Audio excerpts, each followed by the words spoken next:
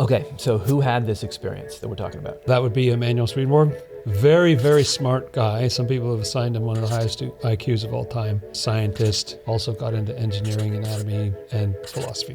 And where did this encounter take place? Well, this would be in a realm called the world of spirits. It's not in this physical world. What does it teach us? Why would we bother to look into it? What does it mean? We learn what Swedenborg learned from the experience, which is that his wisdom, which we would consider huge, was nothing compared to the wisdom of angels, and that the wisdom of angels is nothing compared to divine wisdom.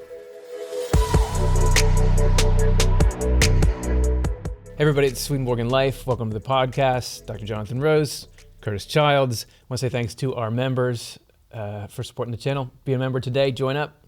So today, we're gonna have the distinct pleasure of walking through a pretty detailed experience of the afterlife, written down by a high-end, fancy scientist who suddenly was exploring the world to come. We're gonna get like a little angelic architecture as well as looking at the depths of the human mind.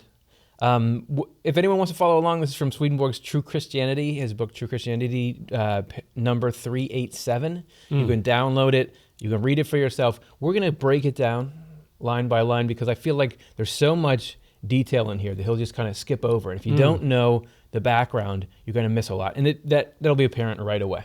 Okay, so you ready to take a trip? Yeah, let's do it. Into the hereafter? Okay, so this is Swedenborg. He's already gone into the afterlife. Yes. And it sounded like the THX thing. He's gone into the afterlife, an angel is leading him, and then he comes upon this scene. I noticed a garden to my right. It had olive trees, fig trees, laurels, and palm trees planted in an arrangement based on their correspondences. I looked into the garden and saw angels and spirits walking and talking among the trees. So here he's talking about, you might say, this is too much detail. Just say there's trees. Who cares? Why does it matter that they plant? Why do they plant the trees in heaven in a particular way? What is correspondences? What are we talking about here? So correspondence is the general idea that everything that we experience here in the physical world has some counterpart in this completely separate spiritual world of the afterlife. But they're connected through functioning in similar ways or having similar attributes, almost as if a certain tree in this world is a depiction of a quality of something unseen in the spiritual world. And what interests me about those trees that you mentioned... Go ahead. That was great. I feel like thank you. Correspondences is really hard to do, and I think you nailed it there. Thank you. And this concept of correspondences is you can't overstate its importance. Why is the Bible written the way the Bible is? Because of correspondences. Why is the physical world like it is? Correspondences. Why are we pulled in a certain way as human beings? Why do we find certain things beautiful and certain things hideous? Why do we dream the way we do? Dreaming. Correspondences. Correspondences. Okay. Yeah, it's this universal language. I interrupted you. No, and I love the fact that these trees that Swedenborg mentions come in a descending order of their excellence or nobility or whatever you'd like to mention. Doesn't he start with olives and then you get to figs and you go on linden? Olives and figs. So you're telling me olives are better than figs, which are better than laurels, which are better than palm trees? In their meaning, an olive is a very high kind of heavenly love. Fig is about, in outward ways, doing good things to other people and the sort of sweetness of doing that. Yeah. And the other ones are even more external forms of truth and delight. So it is curious to wonder why they know these things. Angels do. And angels do, and they plant according, it's interesting that obviously your olive would go to the left of the fig. I mean, who would put that on the There's right? like a surly landscaper in heaven, like, what kind of idiot planted this thing? So here, though, you might say, let's do a segment called "I Display My Ignorance About Cultures of the World." There's something called an English garden. Yeah. And I think an English garden, you have to do it a certain way. So if you were going to do an English garden, you'd have to, no, this goes over here, and you have to have, here comes the accent. Hello, governor, you gotta, but there's a way to do it. And there's a design and a logic, and you're not, if you violate that shows that you don't really know what you're talking about. Same thing with art and all that. So in heaven, there's an aesthetic like that. But it's because, as you said, these living spiritual organisms are representative of things within the human, which would be the angelic in that world, the mind and the heart. This is talking about kinds of love and kinds of thinking. And there's sort of a craft to putting these things in their right order, because then it expresses something deeper. And I'm interested that I took a peek ahead, and I think we're headed toward a building, aren't we? But it's interesting that everything so far is just about the garden and the trees. That's what he first encountered. I saw a garden. That's the first thing. And I feel like it's important for people who aren't familiar with Swedenborg to understand that that's just a little, almost like a throwaway intro that you might think, oh, why are they doing that? But there's a ton of meaning there. It gives you a sense of why heaven is like it is, but then also why in the Bible is it always talking about olive trees and the fig? Why does Jesus curse a fig tree? Why does certain things? All these things are mentioned in prophecies. And gardens are huge. The story starts with a garden. It's got a garden, a holy city at the end with trees in it and so on. The tree of life. Yeah. Okay, so all that is to say, everything in heaven has meaning. And the meaning is something angels participate in, and it's something we can learn from. Because we're going on this journey, not just to hear how it is in heaven, but to figure out how we can take this description of heaven and make a little heaven inside ourselves. And he doesn't say it, but I imagine it gives you a peaceful feeling, because there is a feeling, as you were saying a moment ago, when things are in the right order, it sort of clicks. Yeah. I just imagine it felt really, something about the look of it, like, just right. Just then, an angelic spirit looked back at me. Angelic spirits is the term for people in the world of spirits who are being prepared for heaven. The angelic spirit left the garden, walked up to me, and said, "Do you want to come with me into our paradise? You will see and hear amazing things." Wow. Actually calls it a paradise.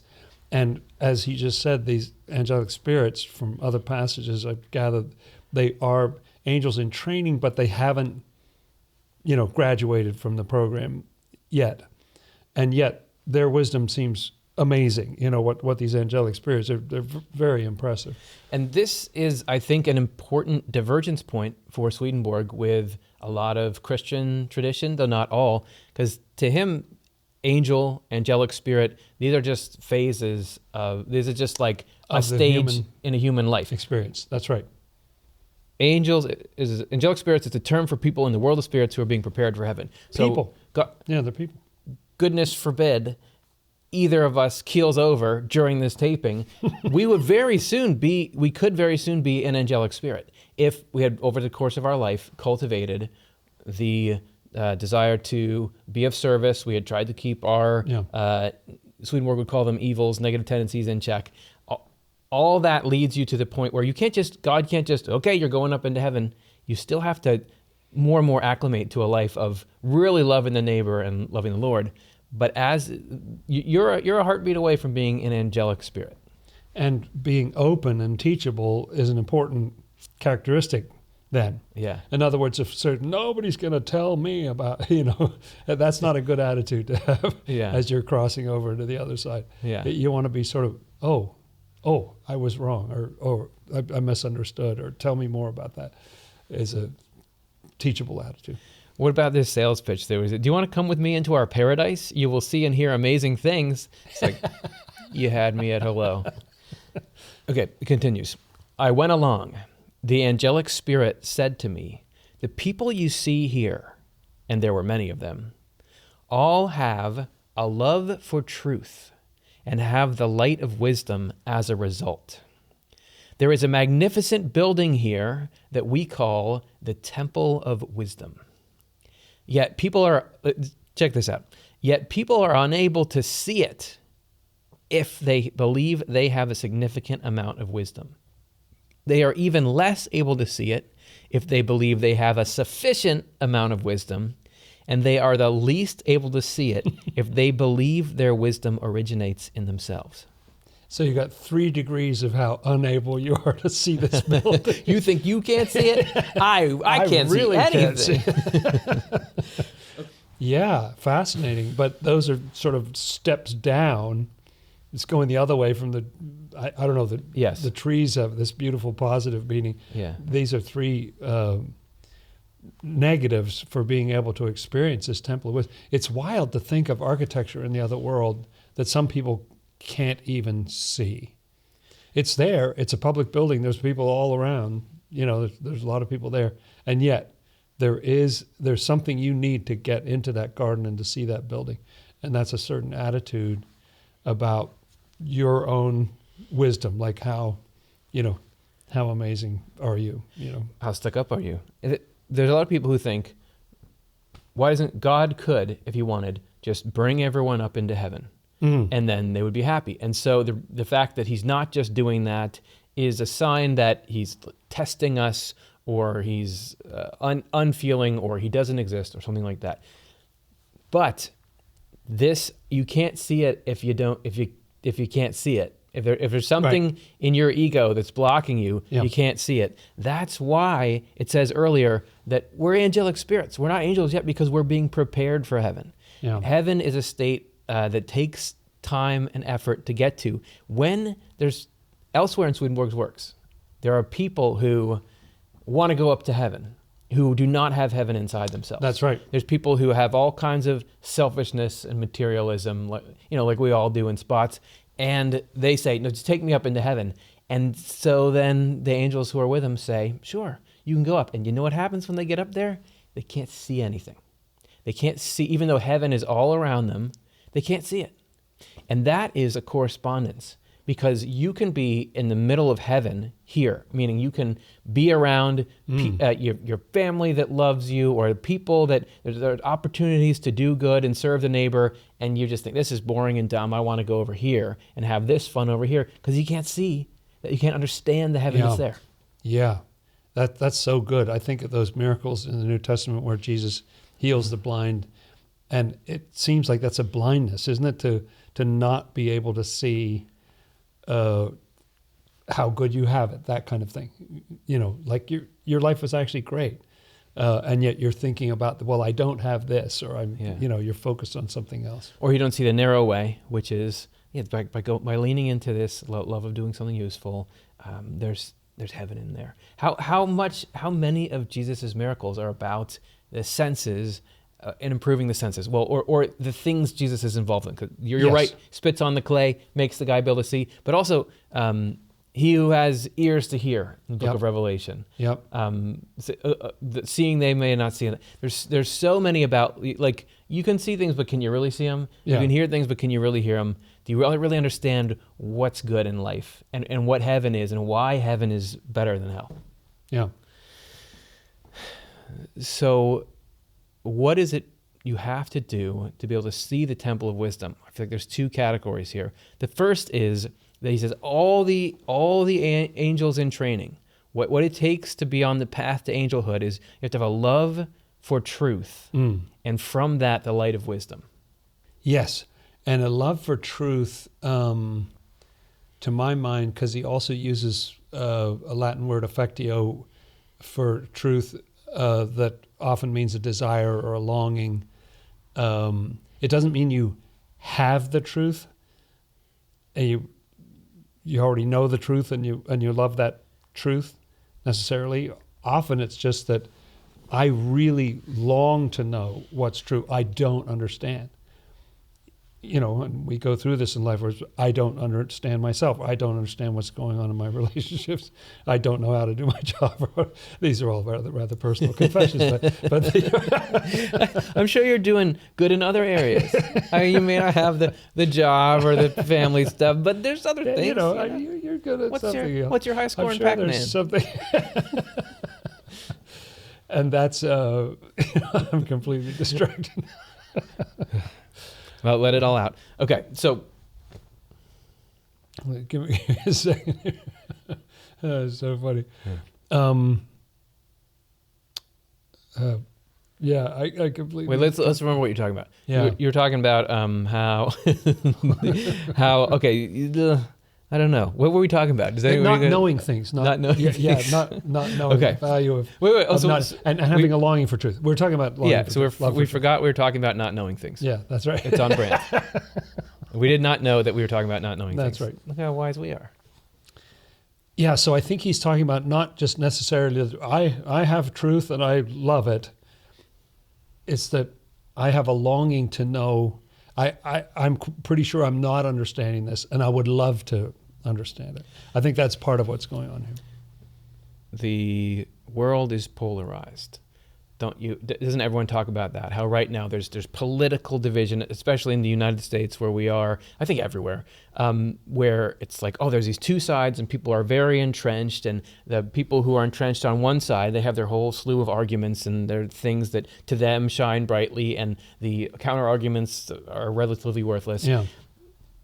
Everybody on both sides will have admiration for someone on the other side who they feel like is actually looking for the truth. When you present your counter argument and you see somebody who's like, oh wait, is that actually true? Like they're willing to consider it because you can tell what they're actually looking for is the truth. Yeah. Regardless of whether you would change your mind, everyone admires that, just to see, oh, this person is actually looking for the truth. Oh, that's a longing for the truth. And I think part of the wisdom, because he says that those two things, right? They have a love for truth, and then that leads them to some wisdom. Yes. I wonder if part of that wisdom is the humility in there to realize what you have is not necessarily a perfect understanding of reality, right? Yeah. So and it could have gone in the other way. It could be that true wisdom is to understand that you are the smartest person in the room. Or true wisdom is to recognize when you are truly smarter than everyone else. Because, again, Swedenborg, who's reporting this, in a lot of cases, he would have been smartest person in the room. He won a lot of those competitions, so to speak.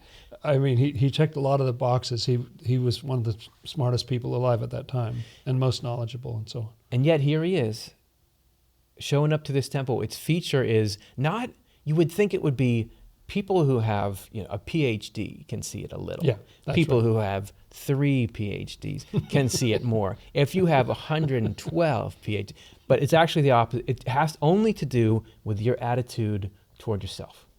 And do I believe I've got it all figured out? That's when I don't have it.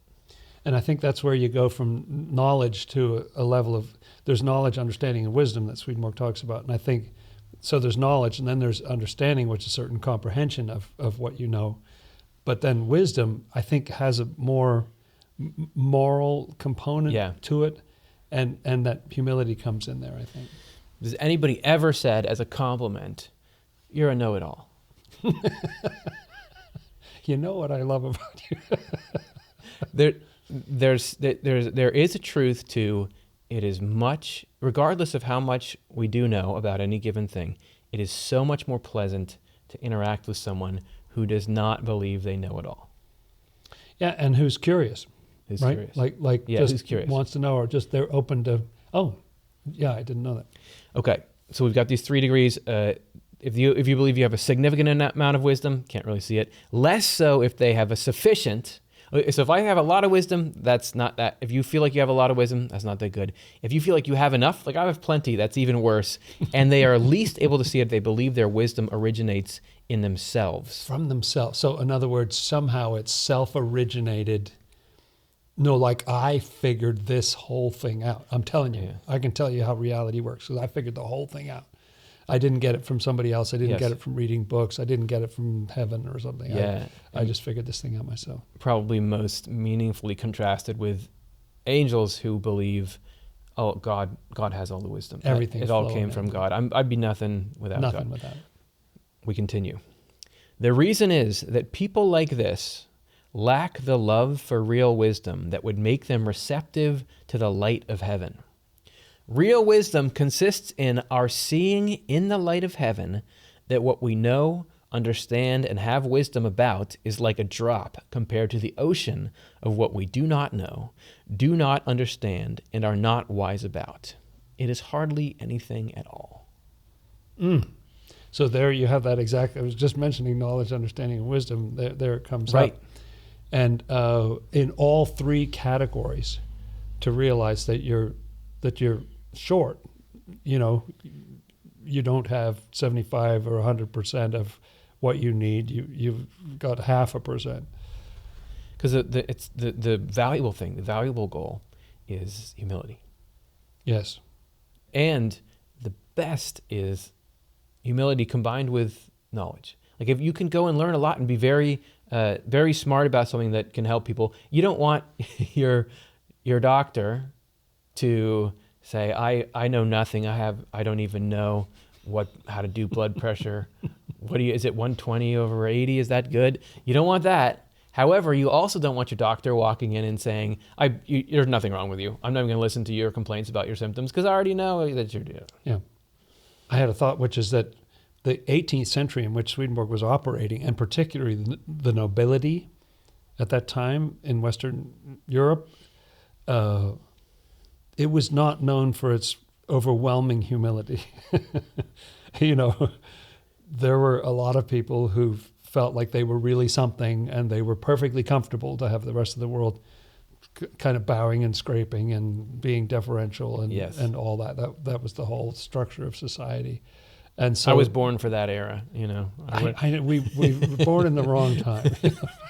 Yes, it wasn't even, you didn't even feel like, these people are just like me, but they're, this commoners.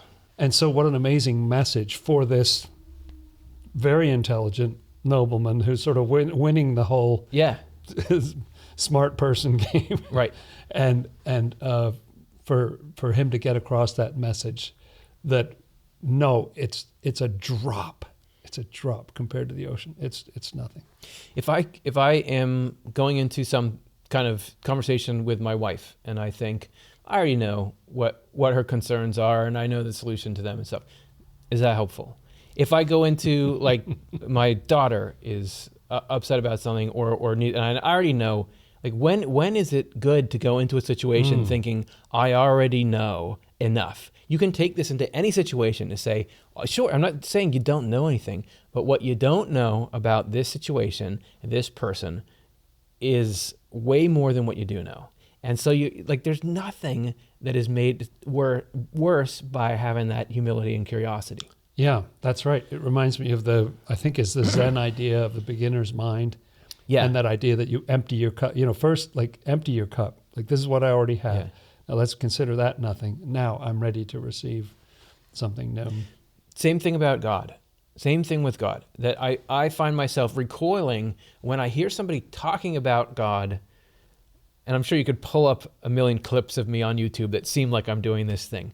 But for me, when I see somebody talking about God like they just know exactly what God wants in this situation. Yeah. Well, right. God doesn't want you to something, or God wants this. Right.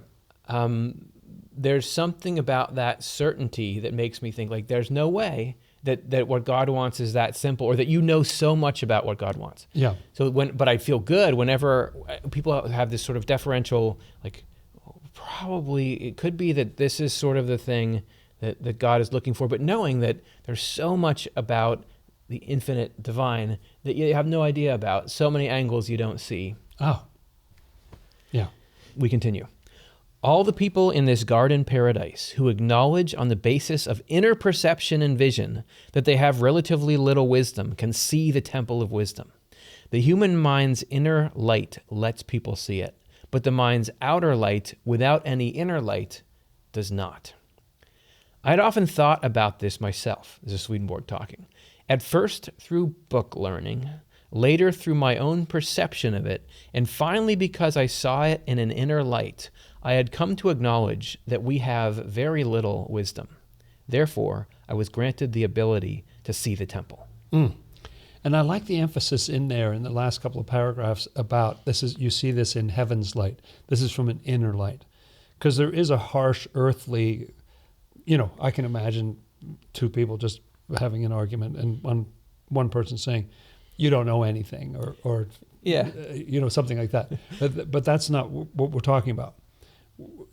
Because heaven is kind. Like, it's not a devastating thing. This is good news, that there's a vast world that we don't understand. And actually that position of humility, the Bible talks a lot about the need for us to be humble. And I think partly is because humble is a very actually happy place. It doesn't feel great when you start, but humble's good. Humble's a happy place to be. And that other kind of arrogant position is actually unhappy, and it's quite brittle because it's so easy to show that, the truth that people don't know. You ask them 3 questions and they can't answer the 3rd question or something. I'm glad you brought that up because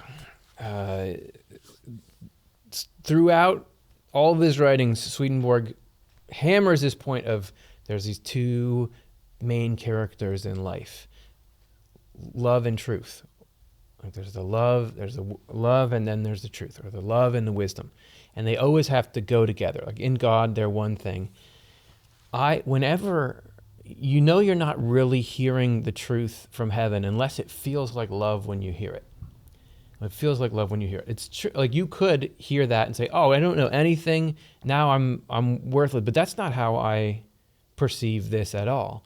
That it's got to feel like love when it comes to you. So to me, when I hear that we know almost nothing, it's comforting because there's so much more out there. It relieves tension. There's so much.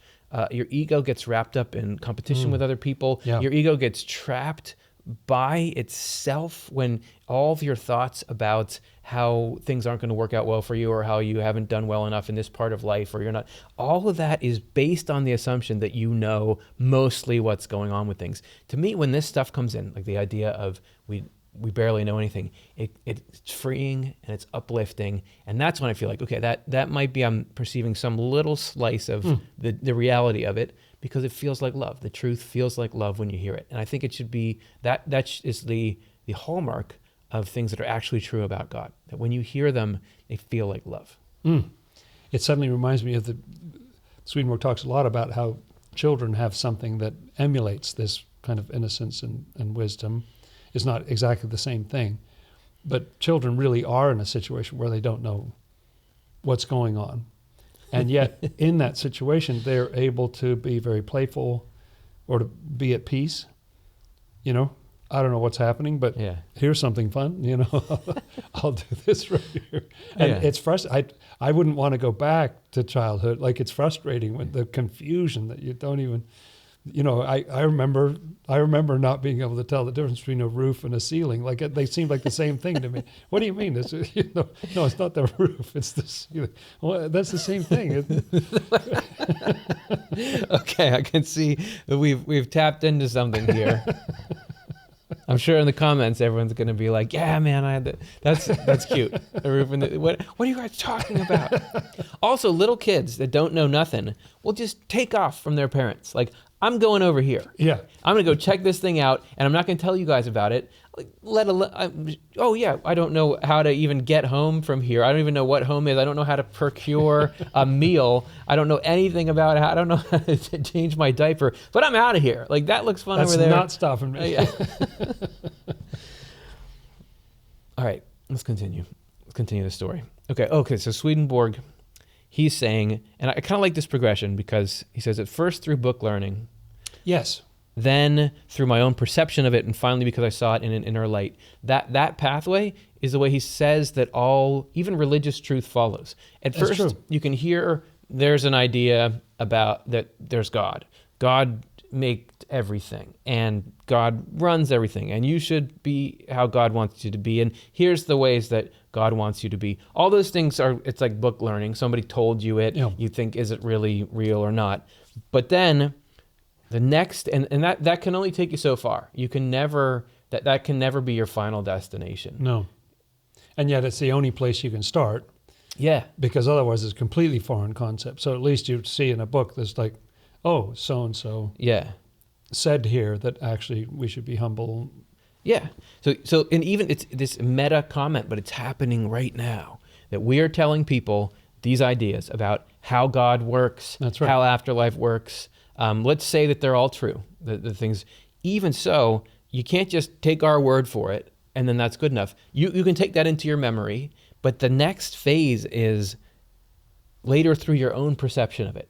So when everybody is out in their own life, in their own mind, whatever ideas or concepts they have from this, and this is the same route that Swedenborg's ideas took for me. Like, he can say them in his book, but until I'm out living my life, and then suddenly one of those ideas, I get it. And that I'm looking at life, and that really is how it goes. Or I took that principle and I applied it to this conversation, and wow, it did make things better.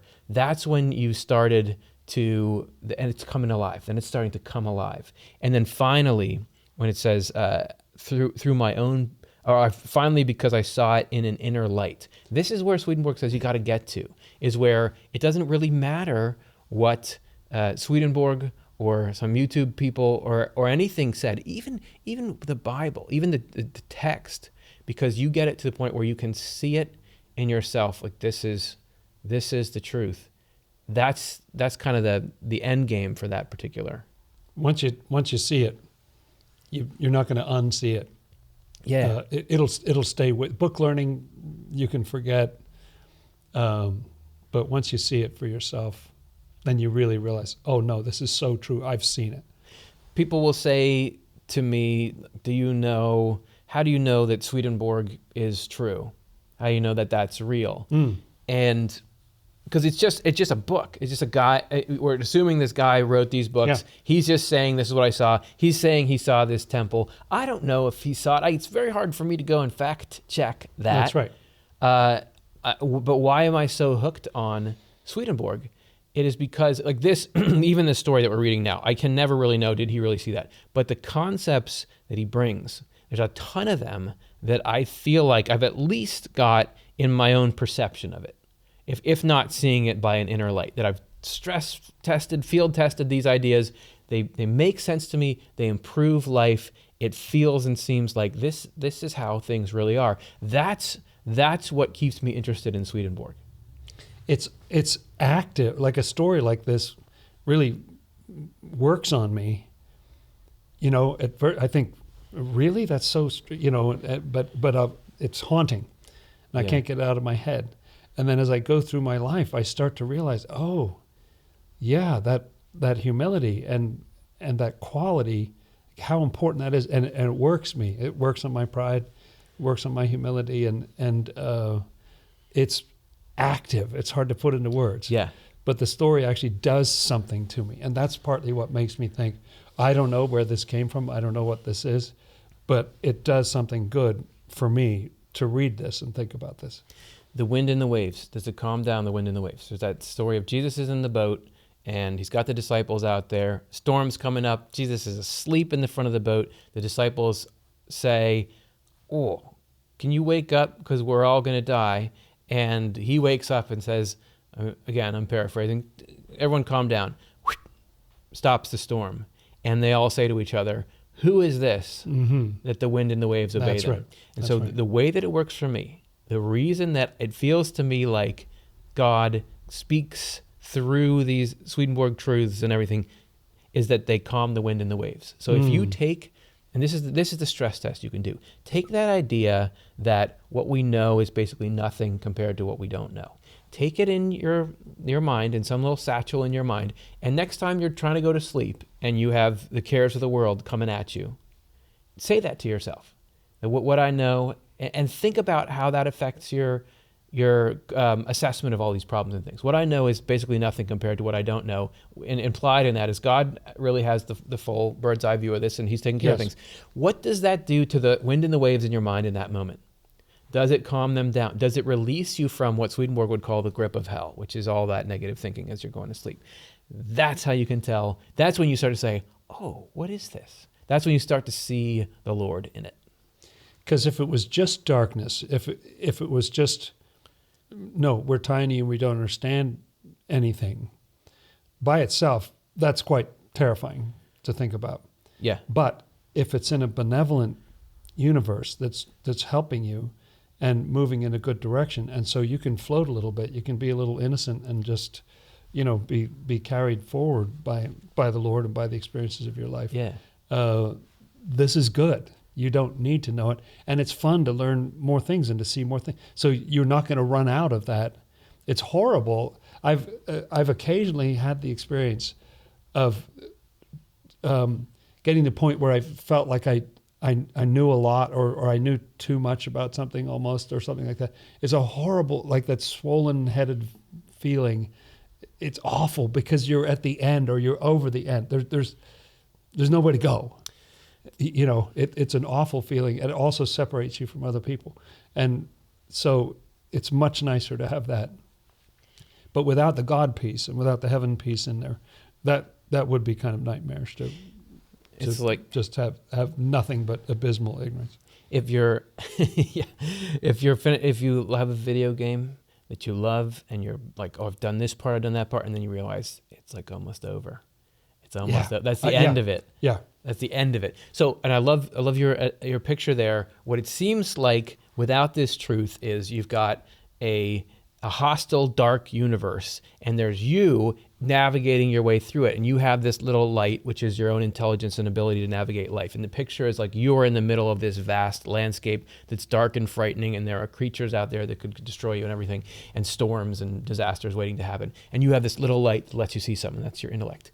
But what this is saying is actually the entire landscape is bright and sunny and friendly because God actually, who is infinite love, runs the big picture and is doing so with your welfare in mind as well as everyone else's. And the darkness is actually this little basket over your head, which is the self-centered and materialistic hell ego that we have, which a component of that is believing that you're running the show. So all this is saying is like, no, the darkness is in the basket. Take the basket off your head. Admit that you're just see the truth, which is you're this little kid running over there who doesn't know what you're doing. I'm going to come scoop you up and I'll change your diaper and it's going to be fine. Okay, let's take a look at what this temple looks like. Okay. Wow. Yeah, we haven't even seen it yet, have we? No. Okay, that's all the time we have for today. It had an amazing form. It stood extremely high above the earth, square. Walls made of crystal, a roof made of translucent jasper, elegantly arched, a foundation made of different types of precious stones. There were steps of polished alabaster so that people could go up into the temple. At the sides of the steps, there were images of lions with their cubs. Then I asked whether it was all right to go in. I was told that it was all right. So I went up the stairs. As I went in, I saw something like angel guardians flying near the ceiling, but they soon disappeared. The floor I was walking on was made of cedar. With its translucent roof and walls, the whole temple was built to be a form of light.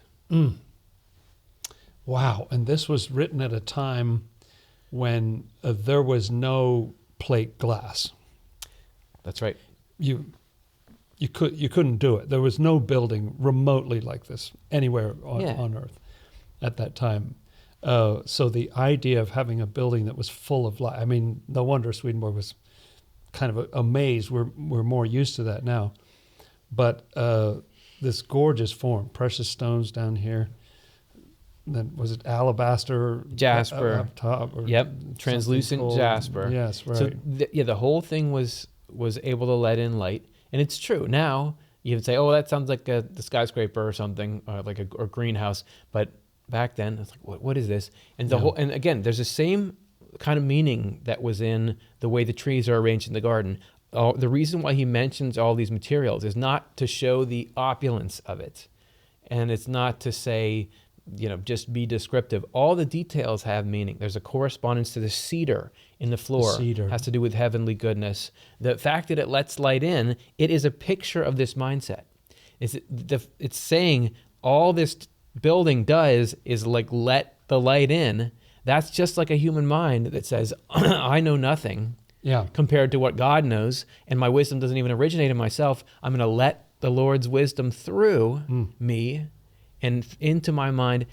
I am a temple of wisdom, and so I can see the temple of wisdom. And I had forgotten the little detail that Swedenborg asks if it's okay, which I also liked. Yeah. Can I, because he doesn't know. Yeah. Maybe the rule is you just look at it from the outside or something. Or he's not ready. I like that humility. And the steps, I was just thinking about the steps, that even though you've already got the admission to get in because you think that what you know is nothing compared to what you don't know, you still have to ascend. Yeah. You know, there's steps to get up into that condition of realizing that all the light comes from outside of your little box, you know, Yeah. your little building of your mind. So Swedenborg can walk into the temple. He's given permission and he can see the temple. Let's make sure that all of us and everyone watching could do the same thing if they were in the same situation. So what we're going to do now is we'll look at what would we need to do? How would we need to change our own hearts and minds so that we could see the temple and so that we could walk in? How do we make ourselves, how do we know what we're aiming for when we're trying to become wise like these angels? This is the epitome of getting a ticket ahead of time. Yeah, that's right. Hey, do you want the message in this video to reach the world? Your donation can make it happen. We here at the Swedenborg Foundation are a not-for-profit, so we can only do what we do, reach the people we reach, spread the message we spread because of donations like the one that maybe you're going to give us. Click the link in the description. Any contribution size helps. Back to the show. So to be able to see the Temple of Wisdom, you got to believe that you don't have a lot of wisdom. It just sounds like it's, you know, J.R.R. Tolkien or something. An easy way to help you feel like that, like you don't know anything, because it may be hard if you got A's in school, you feel like it. The first way is to understand that there's this whole class of wisdom above the wisdom that any of us can have. It's called angelic wisdom, and it's really hard. Would be really hard for us to get. So already there's a league. You may be the best in the G League, but you're not in the NBA. Right. This is Heaven and Hell 265. The nature of the wisdom of heaven's angels is almost beyond comprehension because it so transcends human wisdom that there are no means of comparison, and anything transcendent seems to be nothing at all. And then he continues in Heaven and Hell 269, relative to our wisdom, angelic wisdom, is on the order of 10,000s to 1. It is like that ratio between the motor energies of the body, which are countless, to some act that results from them, which to our senses seems like a single event. Or it is like the thousands of things we see through a perfect microscope compared to the one fuzzy thing we see with the naked eye. I love those analogies. They're actually, what's that fuzzy thing over there? They're really great because it's true that if you try to analyze everything that goes into one action, I think about that when I'm watching sports, you know, athletes just doing amazing things, and they just, you know, you do. But what's involved in that? If you tried to write out every single thing that had to happen, that you know, ADP turns into ATP to ADP, whatever it is, and mitochondria doing this and that, and signals going down and chemical pathways and feedback just when you did that, from your nerves. You did a second ago. Just that. Oh, you have no idea. More things had to coordinate there than there was to create the Panama Canal. Like that insane amount of complexity there. And it's not just a metaphor. The idea that there's an external action, like a movement of the human arm, which seems, as you said, it's a simple thing. Describe what you saw. He went he pumped his fist. Whereas inside there are so many, literally billions of actions that went into making that one thing happen. And he'll use that over and over as a correspondence to say, sure, you might have a single idea. Angels know all the billion components that go into making up that idea. They know so much detail about what that is. It actually gives me an insight of just to think of that as like earthly wisdom is what happened? He went like this, you know. And angelic wisdom is, 10,000 things fired, and there were chemicals and electrical pathways, and indescribable things happened, and there was a will, there was a comprehension of what needed to happen, there was an intention, and then that all led to this action. Yes, and divine wisdom is here's exactly every single one of those things, all down to every single little lipid in every membrane of every cell, the placement of every electron around every atom in there. Like, I know it all. I know all the patterns. I know a million things you guys haven't discovered yet. Yes, right. About that. Fields and everything else. Yeah, things that we know nothing about. Again, not to harp on this again, but Swedenborg is asserting here that wisdom is admitting that what you know is nothing compared to what you don't know. Yeah. You see this play out in the world in a couple of ways. One thing is, if you look at sort of the height of external or physical wisdom, which is like high-end scientific pursuits, one, ain't no scientists out there saying, we pretty much got it all figured out. Yeah. If anything, and you'll hear scientists say this, if anything, all the discoveries that we've made show how much more there is to be discovered. But also, if you watch a conference with the brightest scientists in the world, these are people who are just very smart and have a depth of knowledge about their subject that you and I, aren't even close to approaching. However, the better that somebody gets and more respected they get in their field, the less they sound like a know-it-all, usually, because it's true. They will start to say things more simply. I guess it's that Einstein principle. If you can't explain it to a 6-year-old. And also they will say, we don't understand this all the way. Here's what I understand. Part of it is because you're at these scientific conferences where they know if they come in too sure of something, the other scientist will rip it apart. But there's definitely this move toward, as you get more and more established, you talk more and more like, I don't know that much about this. Yeah.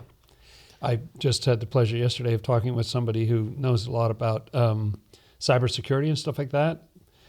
Just happened to get into a conversation, and I was saying, well, what about, they're saying more complicated passwords aren't so great, and maybe you just need long passwords and all that. He said, well, the key to it is something that you uniquely have, or know. That's what you need. Yeah. And then he explained that, but it was so great that this person who knows way more about cybersecurity than I do was able to use 3 simple verbs to say what you need for the highest possible security. So angelic wisdom, there's that level of advancement everywhere.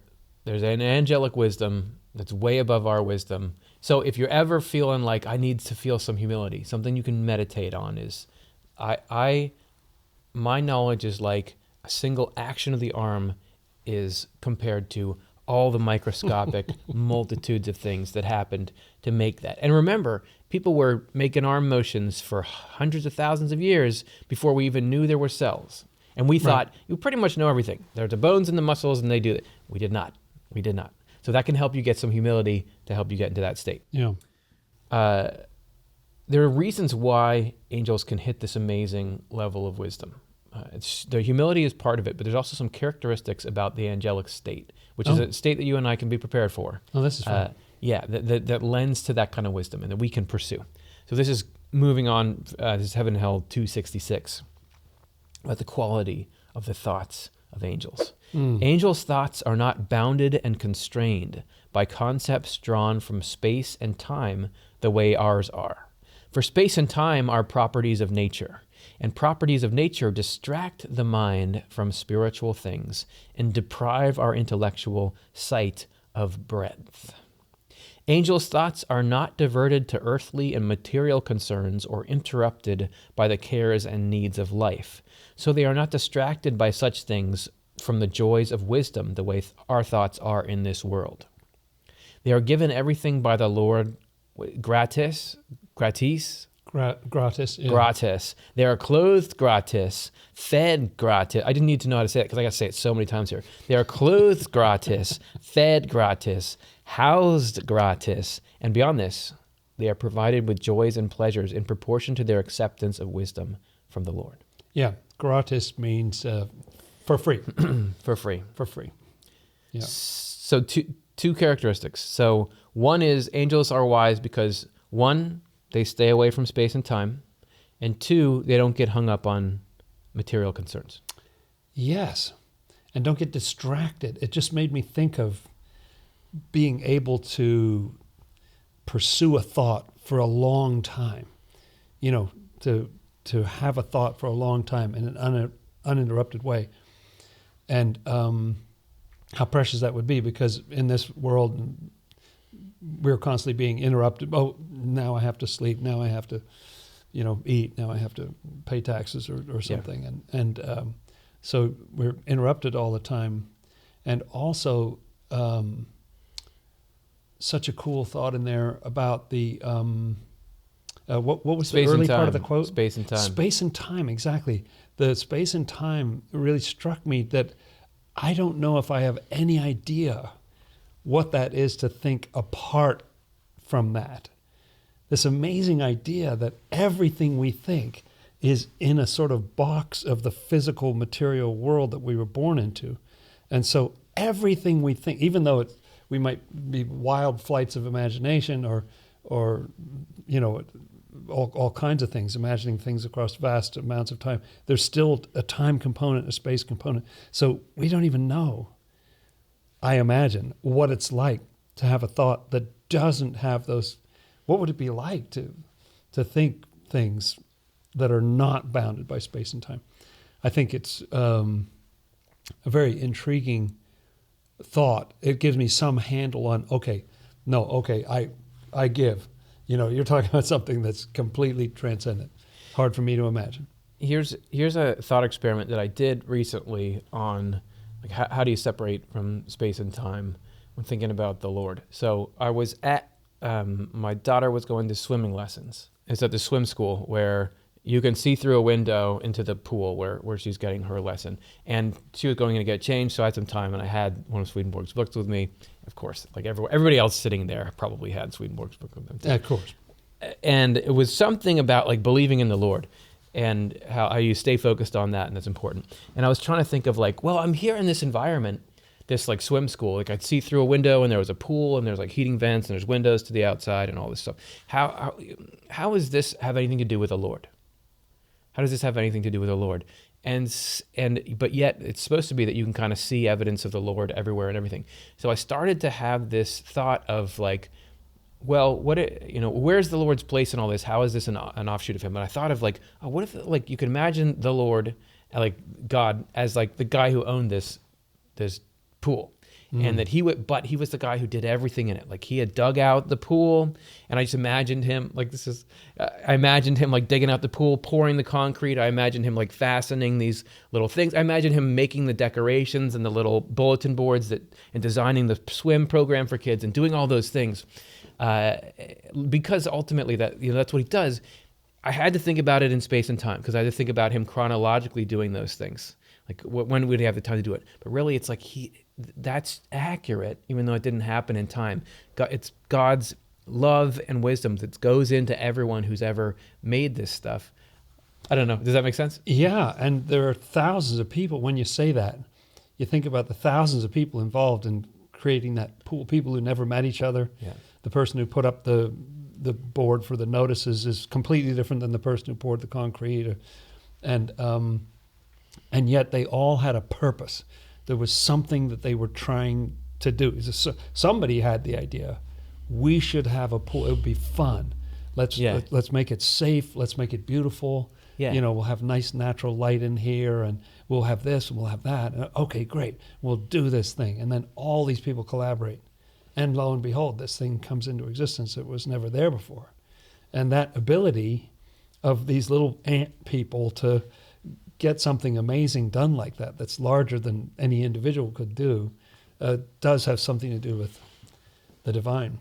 Well, so if you're talking about ant people, this is people who, that pool never could have come about by one person, before there's so many things that had to precede that. Someone had to invent chlorine. Somebody had to invent poured concrete. So there's so many things.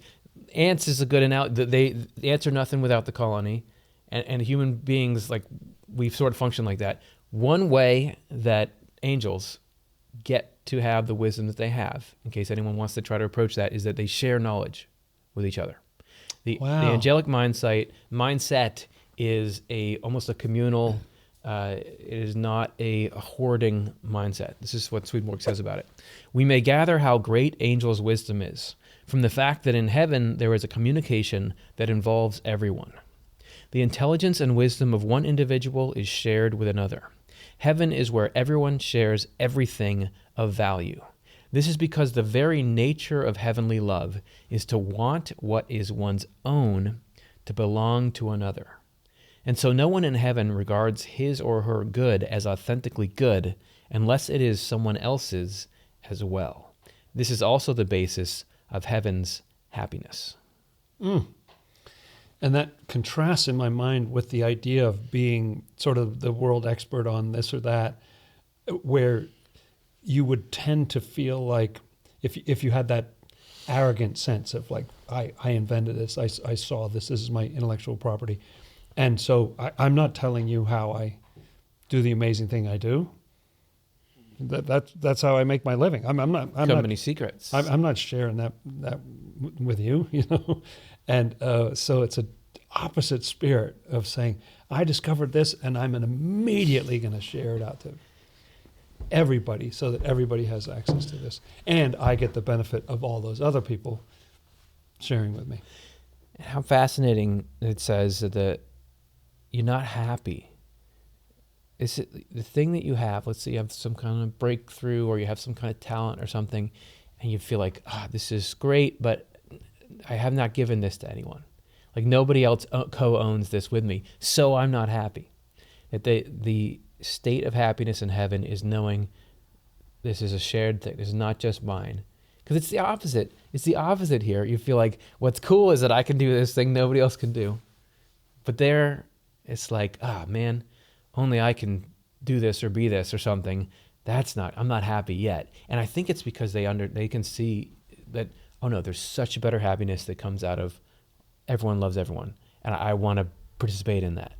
The collaboration. Swedenborg goes on. Angels are led into it, heaven's happiness, by the Lord, whose divine love has this same quality. So that's how God feels. God has all these infinite things and all these knowledge and powers and everything, but is saying, this is no fun. I have not given these things to anyone. That's when I come alive.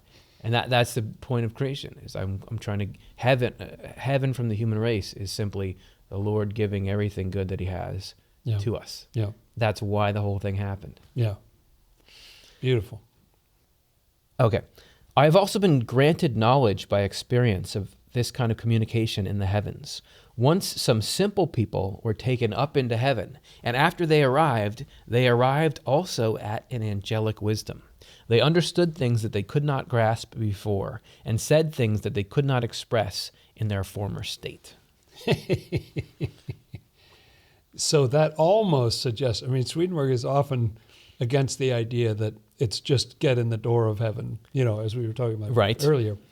And yet, there's so much wisdom floating around up there that when they simply go there, they're suddenly, it reminds me of the end of The Wizard of Oz, where all of a sudden the character has a brain and starts spouting, and surprising himself. Yeah. Says all these wise things. Yes. Yeah, they've suddenly stepped into that pool where all that exists and it's being funneled into them from everybody. And so it's coming right out of their mouth spontaneously. Love and wisdom. We were talking about love and wisdom before. And I think that the thing what was it that allowed you to see or not see the temple of wisdom? What was it allowed you to enter? It was what's your attitude toward yourself? It doesn't matter what you know. It matters how do you feel about what you know. Mm-hmm. Are you selfish about it or are you humble about it? That's the distinction. And so it seems that to go past an angel in training and become an angel, it's really about being humble instead of selfish. That's what it all boils down to. Once you're humble, that love can just accept all the truth in the world. You can just download all like that. It marries itself to that truth. So the hard part is getting the heart right. The mind can follow, no problem. Yeah. If you want angelic wisdom, and this is something you can have in your life right now, as I said, don't be selfish. Selfish ruins heaven. Selfish ruins heaven. Well, you don't got to take my word for it. This is from Heaven and Hell 272. There is still another reason, beyond the ones already given, why angels can accept so much wisdom. A reason that in heaven is actually the primary one. Oh, this is just what we were just talking about. It is that they are free of any selfishness. For to the extent that people are free of selfishness, they can be wise in divine matters. Selfishness is what closes off our deeper natures from the Lord and heaven, and opens our outer natures and turns them toward ourselves. So all people in whom that selfish love predominates are in the depths of darkness as far as heavenly realities are concerned, no matter how much light they may enjoy in regard to worldly matters. In contrast, since angels are free of that love, selfishness, they enjoy the light of wisdom. The heavenly loves in which they are centered, love for the Lord and love for their neighbor, open the deeper levels because these loves come from the Lord and the Lord himself is within them.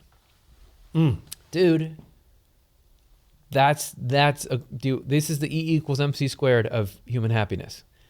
As you are freed of selfishness, you become happy.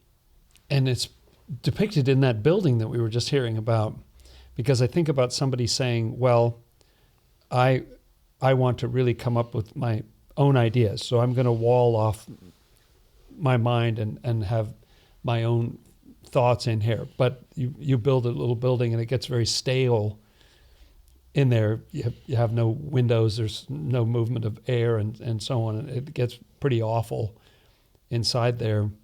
The idea that no, it flows in from outside. You open the windows, you got light flowing through, and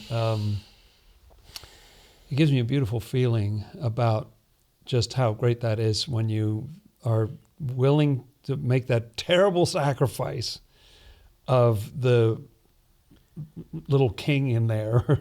You know what I mean? The little I am God. You know, I'm ruler of the universe. I want my way. I want to be right. I want to control people. Whatever form it takes for you. Yeah. Sacrifice that.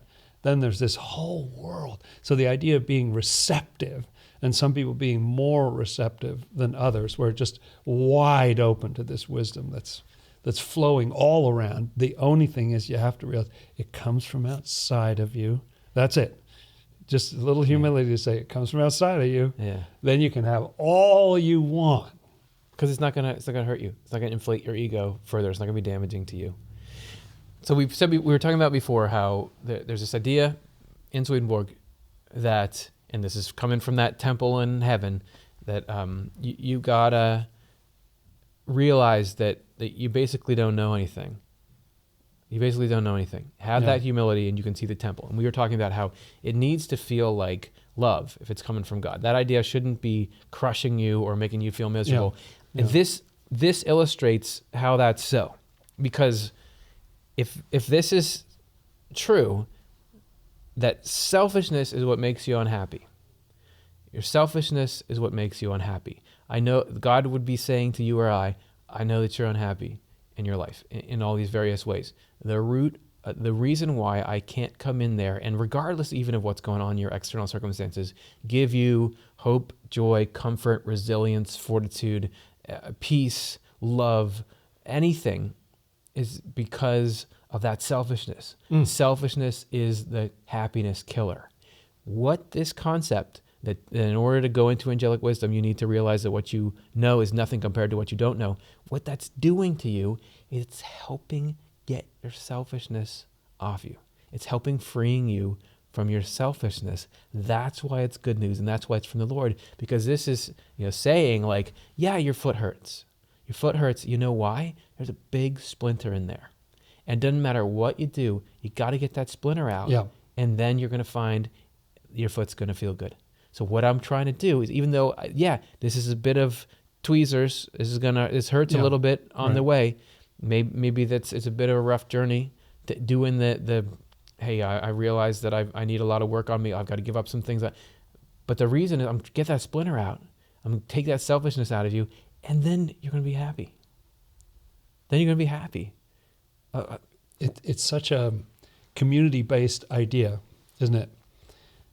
I mean, the individual is very important and is a unit of society, and everybody's unique and different. But it's very much about being in a community and what makes you good in a community, what makes you a valuable member of a community. That's not your job to love yourself and think about yourself. That's not your job. It's not that nobody's going to do that.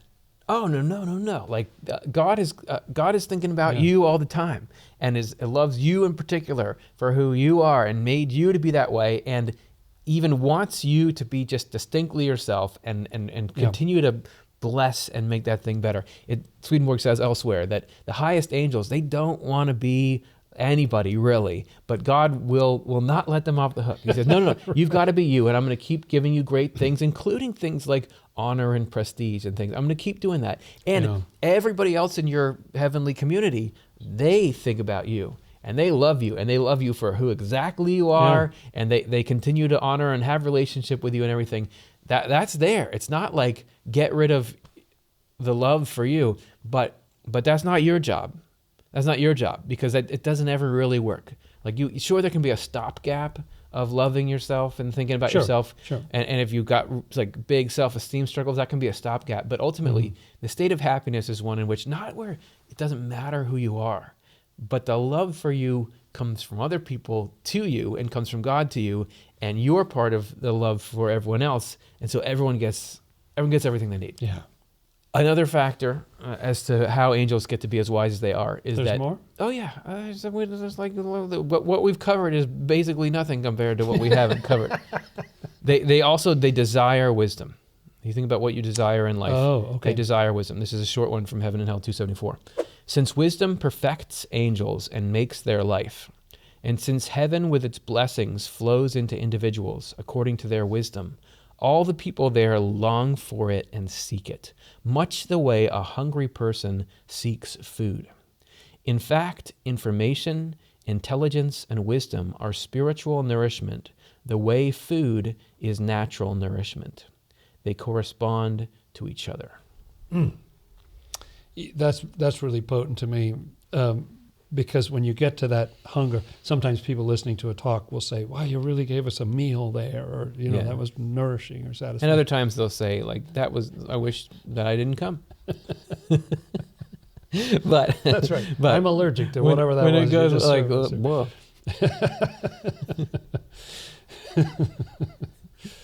It's going to take me another minute. Okay. I mean, a little too close to home for both of us. Right. Having given many talks where people say, well, I'm going to be sick after that talk. Thanks for nothing, Curtis. Yeah, right. The idea of having a galloping appetite. Yeah. Just such a hunger. And a hunger for wisdom, knowing that you don't have as much as would be optimally useful.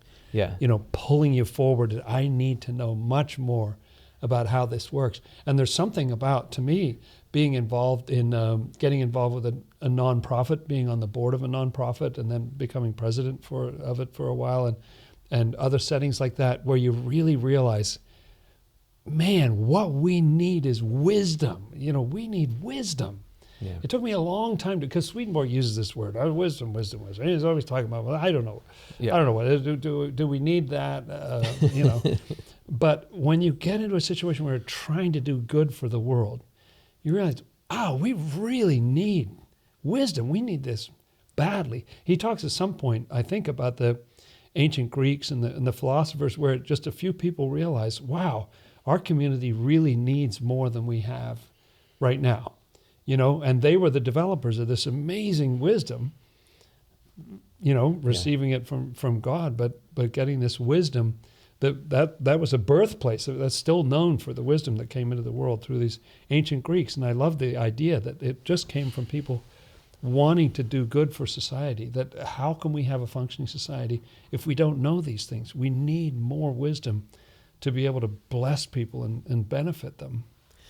And wisdom, that's a great sentiment. Wisdom, just so we can clear this up, wisdom does not mean book intelligence. It does not mean knowing a lot of facts. Right. There's a very important distinction. Wisdom is using whatever knowledge to live a good life. The wisdom, the wisest life is a life well lived.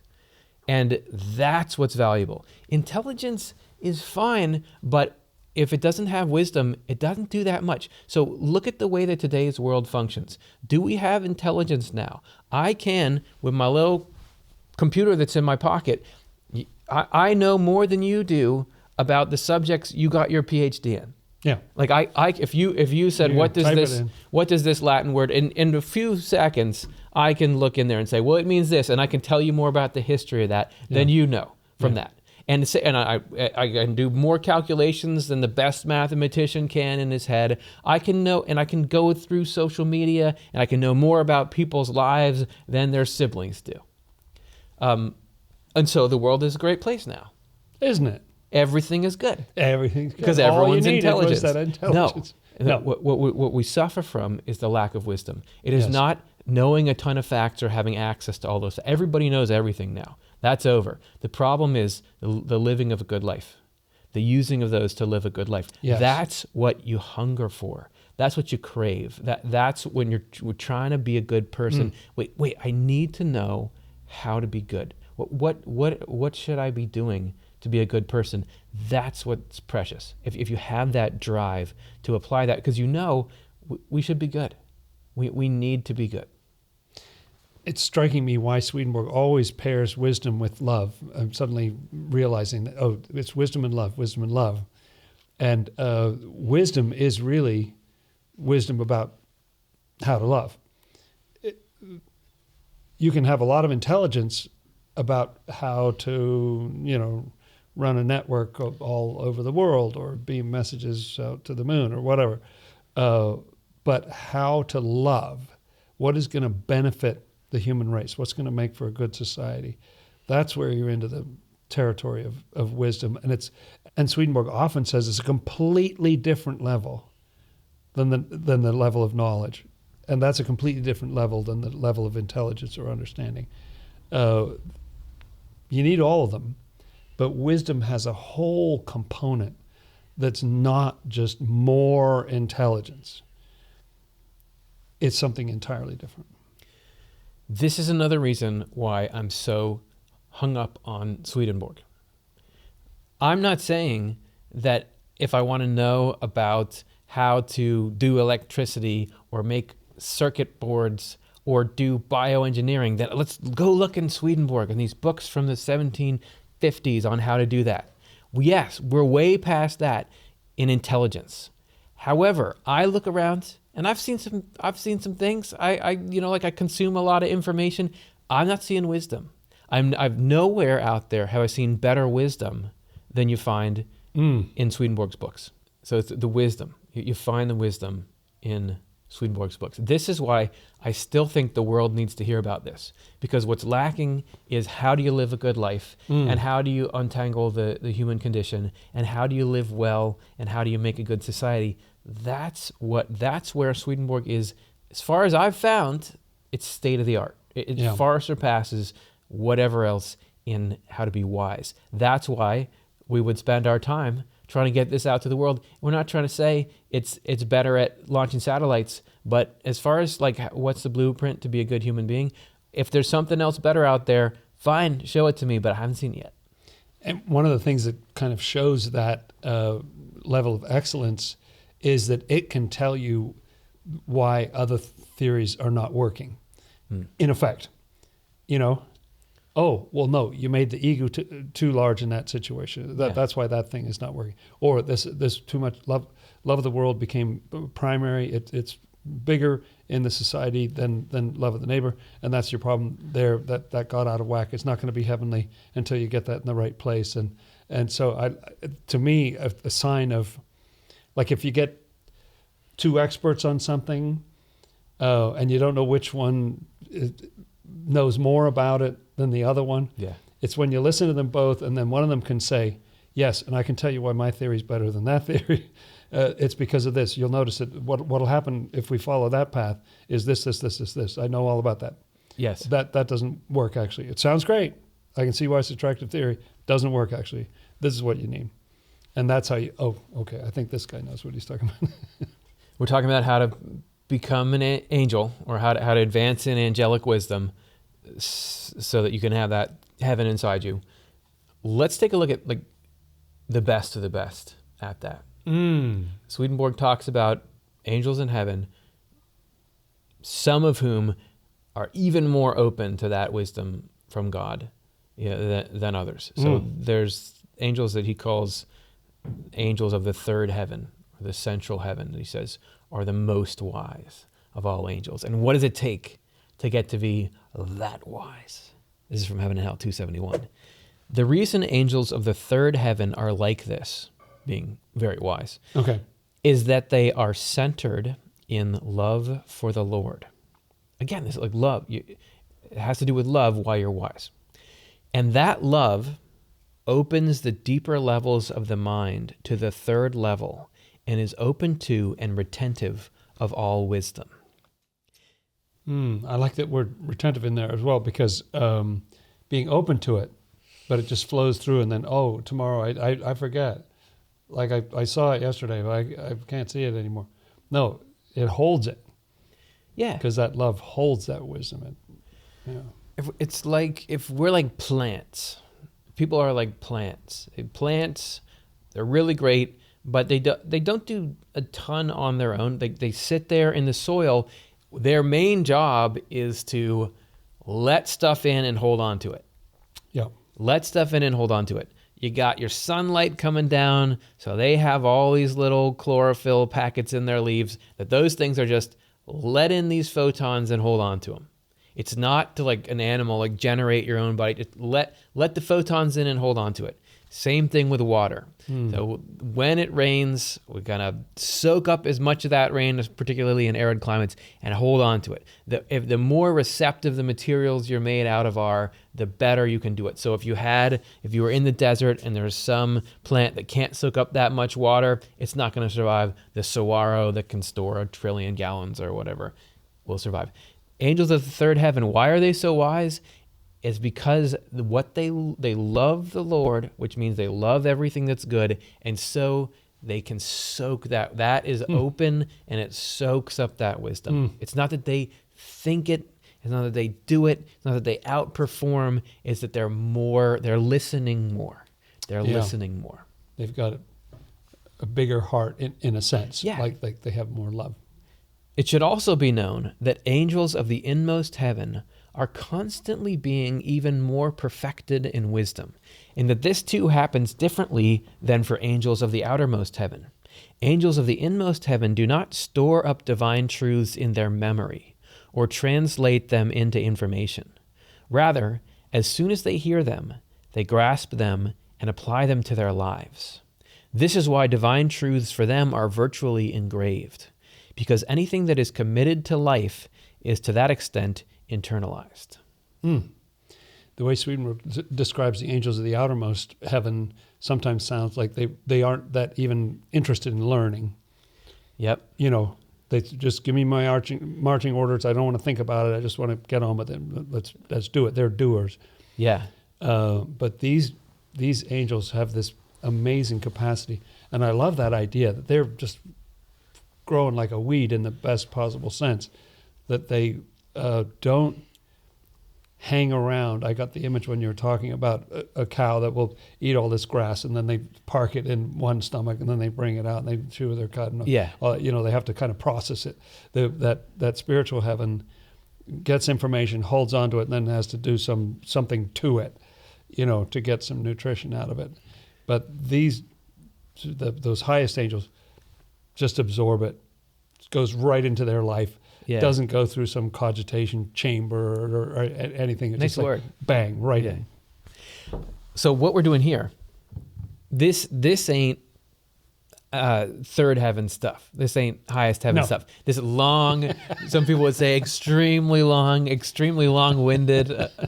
I think we got a comment saying that a conversation about spiritual concepts. And this is how you think about that. And that's how you think of it. It's great. Right. It's good. But the deepest core of wisdom happens, let's say in this scenario could happen if somebody watches this and they hear something in here that they can tell because of their own perception. It's like, that's true. That's true. And then that day they go out and live by it, and that's good. That's like the deepest heaven. Or better yet, they're listening while they're doing the dishes or gardening or driving the car, and it's going straight in. You know? And it's just like, because that's fine. You guys can chat as much as you want. What I care about is making life better and doing good. Yeah. So anything you guys say that equips me to do good, I have a hunger for that. I want to do that right away. I want to start to do that good. Yeah. That's what the central heaven is. Yeah. You know, most of us, we have to kind of process it and think it out. And that I do feel like I'm a bit of a ruminant. Like I'll hear these truths and I'm like, me too. I'll even think like, I know I should live by that, but it's just so hard. Like you forget it, but then also you're just like, you're not in the mood, or you're just old habits die hard, and it slowly it makes its way into your life. That's fine. That's a good enough pace for me. But it's just cool that he says like, all right, it's not like the peak of human wisdom and excellence is blowhards talking for a long time about spiritual. No, it's just like simple, humble, I'm going to live by these truths. That's like the best of the best. And I've said it many times, but I love how vertical Swedenborg is. Wherever you are, there's an upstairs. You know, it gets better. It gets better. I love how vertical it is. Oh yeah, the very highest of angels ain't nowhere yet. Ain't nowhere yet. There's a ceiling. You can't see the ceiling from where you are. Oh, and guess what? That's exactly what this next number is about. This is from Heaven and Hell 273. Angels are constantly being perfected in wisdom. But still they cannot to eternity be so perfected that there is any ratio between their wisdom and the Lord's divine wisdom. For the Lord's divine wisdom is infinite, and angels is finite, and there is no ratio between the infinite and the finite. You ain't never gonna run out of runway. You're never gonna run out. And part of what's enjoyable, I think, about being a human being is developing in wisdom and having some more of it than you used to have. Swedenborg has various analogies about being up on a mountaintop and then seeing where you used to be and your own wandering down in the valley when you didn't know what you were doing, and now you realize, oh, I have a perspective now on what happened in my life, and now I'm at a higher place, and there's a satisfaction about that little incremental growth, getting a little better. And so the idea that there's this eternal runway of wisdom, that you're not going to hit the wall. Just go look at your Facebook pictures from 15 years ago. You didn't have the joy of growing up with this. But if you want to see the paths you were wandering in before, when you didn't know what you were doing and bumping into the rock, just go look at that. For 20 years ago, go look at your old social media posts. You'd be like, I can't believe you're walking there. Like, you don't know anything. It's easy to see now. Everyone can. It ain't no metaphor anymore. You just go look up where you were. Okay, let's recap, because what we want to try to do is give people the chance to take something that they're going to remember and be able to use in their life. So Karin has put together for us, these are a summary of 6 ways. Here are 6 ways to be wise in your life, based on how angels live their lives, according to Swedenborg. Yeah, okay. First of all, don't focus only on what is time-bound and material. Right, so you're talking about it, taking a higher perspective on things, which sometimes really does help. You know, you're in the midst of this thing and you've got to get this done, or will you get this by the deadline? And then thinking about, well, how important will that be 10,000 years from now in the spiritual world? Yeah. You can't escape it fully, but see if you can't have pockets where you're not thinking about what the material cares of life, but you're thinking more about what's good, right? What's the good way to live, and what's the bigger truth about life. Yeah. Next, thing number 2, share with and learn from others. Angelic wisdom has this urge toward sharing. Yep. That's right. I'm not happy to have this if you don't have it. Yeah. That's not just that's not frosting, that is the cake. The fact that the Lord wants to give everything that He's got, the amazing divine things, wants to, if it would be good for us, He'd give us the whole thing right now. Yep. 3, resist selfishness. Live in mutual love and respect for others. Because what is it that makes you unhappy in life? Selfishness. Starts with an S. That's right. Starts with selfishness. The opposite of that is live in mutual love and respect for others. Yeah. Okay. Number 4, cultivate a desire for wisdom. It's important to crave that. Yeah, I've occasionally been advised by wise people to pray for these qualities, like to pray for humility, or to pray for wisdom. because that acknowledges that I don't have it, I need it, I would like to have it. You know what's cool about praying? It's a pretty like humiliating thing to do in a couple of ways. One is it's not that fashionable, I feel like, to pray at this point in history and Western civilization. You don't really get cool points for praying. There would certainly be certain scenarios in which you wouldn't want to tell anyone that you're that kind of guy that prays. So you have to already be a little humble to do it. People think, is anyone really listening? Also, though, that if you're saying, you have this tendency to think, if there's a change I want to have happen in my life, I can go and do it. To say, God, who's like not me, will you, like, I need help. It's sort of this like, I need help to do this thing. That there's humility in that. This thing that I feel like I can do, can you actually, that if this happens, you get the credit for it. There's humility in that. And then when you do get that thing, you remember, oh, well, I did ask for this. So maybe this actually did come from God. Yeah. I think that there's a lot of built-in humility. Like it's worth it doing the praying thing. Leads you to great gratitude and other good things. Yeah. I want to remember that title, God Who Is Not Me. That's a good way to start a prayer, I think. Yeah, you got a lot of things going for you. Clarity the thing I like about you the best is you're not me. Yeah. I'm just saying, you can't be like, I'm Mr. Cool. Please help me get through this thing. Yeah. It just, the two don't really mix. They don't mix. Okay. Number 1, 2, 3, 4, 5. Love the Lord by connecting with his love for all. Nice. Yep. Yeah. How do you love the Lord? Feed my sheep, as we said. That's right.